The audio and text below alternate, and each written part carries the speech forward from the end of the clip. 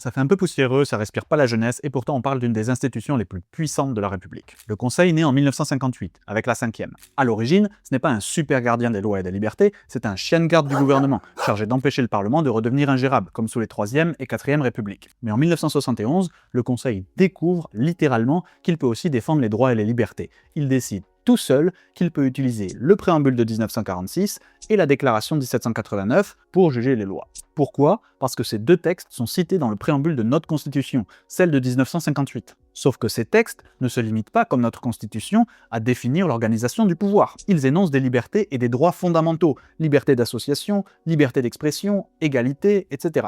Personne ne l'avait vu venir, et surtout pas les politiciens, un peu mis en laisse, mais qui n'allaient pas monter sur les barricades pour chanter « Non aux droits fondamentaux ». Ça aurait fait un peu désordre. Alors, sur le papier, très bien. Dans les faits, c'est plus compliqué. D'abord, ses membres. Le Conseil constitutionnel, c'est 9 personnes nommées par les présidents de la République, du Sénat, de l'Assemblée nationale. Autrement dit, le pouvoir politique nomme ceux qui sont censés le contrôler. On est sur un concept audacieux. Ensuite, l'interprétation. Les droits fondamentaux, c'est très bien, mais c'est flou. Liberté de réunion ou sécurité publique? Liberté d'expression ou lutte contre la haine? Le Conseil doit trancher, mais selon quelles valeurs? Les siennes? Les nôtres? Celles de ceux qui les ont nommés?